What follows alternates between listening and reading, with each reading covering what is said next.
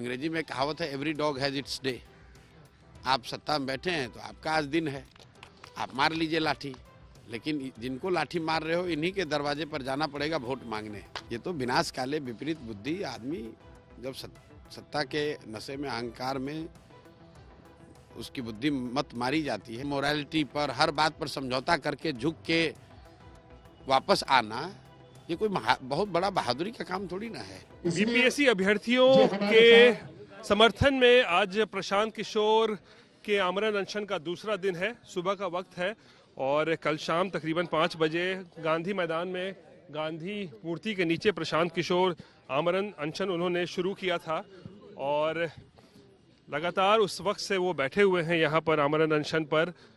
रात में जो ठंड थी उसको भी बर्दाश्त करते हुए यहाँ पर बैठे रहे और लगातार उनका आंदोलन चल रहा है और उनकी मांग बस यही है कि शिक्षा व्यवस्था को किस तरीके से सुधारा जाए और बीपीएससी अभ्यर्थियों का जो मुद्दा उन्होंने उठाया है उसको लेकर जो है प्रशांत किशोर का आमरण अनशन इस वक्त भी जारी है। प्रशांत जी, कल शाम 5 बजे आप बैठे थे, इतनी ठंड में आप बैठे हुए हैं, अभी भी सुबह भी दूसरा दिन है आज। हाँ, चल रहा है, कोई सुनने वाला नहीं है। किसको कह रहे हैं कि सुनने वाला नहीं? मतलब आप बैठे हुए हैं, आपकी फरियाद या आपकी आप जो आवाज उठा रहे हैं, कोई फरियाद नहीं कर रहे, हम फरियाद करने नहीं बैठे। आपने जो मुद्दे उठाए हैं उस पर कोई सुनवाई कहीं हो रही है? जब होगी तो आपको पता चलेगी। पहले जो सुनवाई पिछले 10 साल से नहीं हुई है वो 10 घंटे में कैसे हो जाएगी? 10 बरस से जो सुनवाई नहीं हुई है वो 10 घंटे में कैसे हो जाएगी?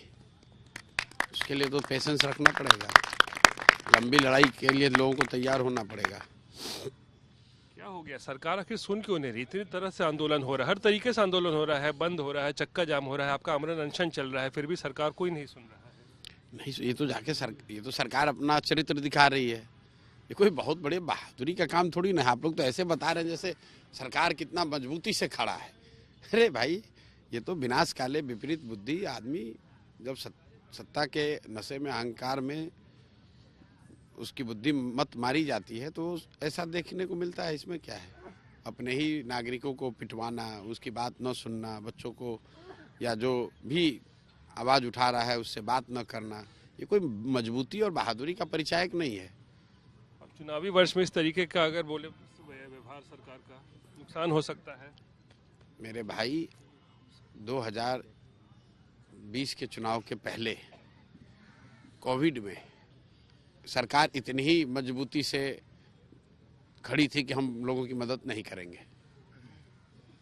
लोग करा रहे थे, चिल्ला रहे थे, लोग गाड़ियों की मांग कर रहे थे, लोग घर वापस आना चाह रहे थे और सरकार, आप लोग की समझ से सरकार के कान पे जू नहीं रहेगा। लोगों को बड़ी परेशानी हुई, लेकिन उस परेशानी का असर क्या हुआ? जब 2020 में चुनाव हुए तो जनता ने नीतीश कुमार को पूरा सबक सिखाया। ऐसा सबक सिखाया कि अभी तक करा रहे नीतीश कुमार। जो इस राज्य की सबसे बड़ी पार्टी होती थी उसको 42 विधायक पर ला दिया और ये मजबूर किया। भले वो जोड़ तोड़ करके किसी तरह मुख्यमंत्री बने हुए हैं, लेकिन नीतीश कुमार का प्रॉपर राजनीतिक मानमर्दन जो हुआ 2020 में, उसका एक बड़ा कारण था कि 2020 के कोविड के त्रासदी के दौरान लोगों की भावनाओं का, लोगों के परेशानियों के का सरकार ने संज्ञान नहीं लिया। तो अभी जो सरकार कर रही है, आपको ऐसा लग रहा है कि सरकार बड़ी मजबूती से लोगों की आवाज़ को दबा रही है, उनको मार रही है, सरकार को चिंता नहीं है।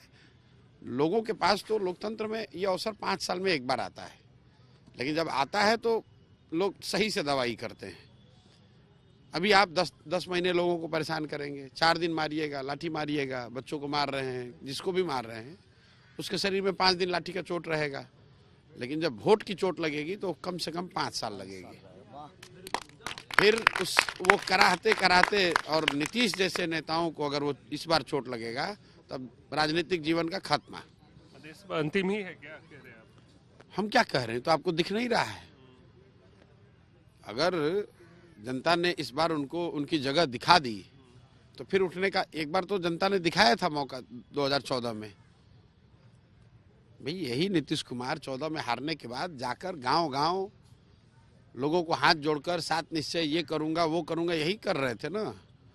जनता ने जिता दिया तो फिर आज बादशाह बनकर घूम रहे हैं। तो जो वहाँ पर आपको सत्ता में सिंहासन पे बैठा सकता है वही उतारेगा भी।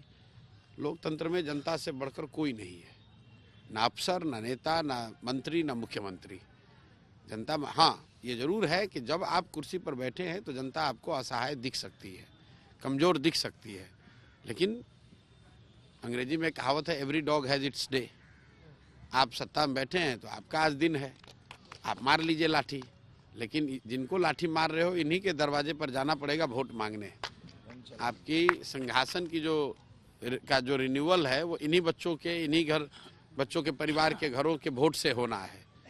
तो और वो बहुत दिन नहीं है, 10 महीना रह गया है, तो पूरा हिसाब होगा, उसकी चिंता मत कीजिए आप। इस साल विदाई होगी मतलब आप कहना चाह रहे हैं? भाई वो भी जानते हैं उनकी विदाई है।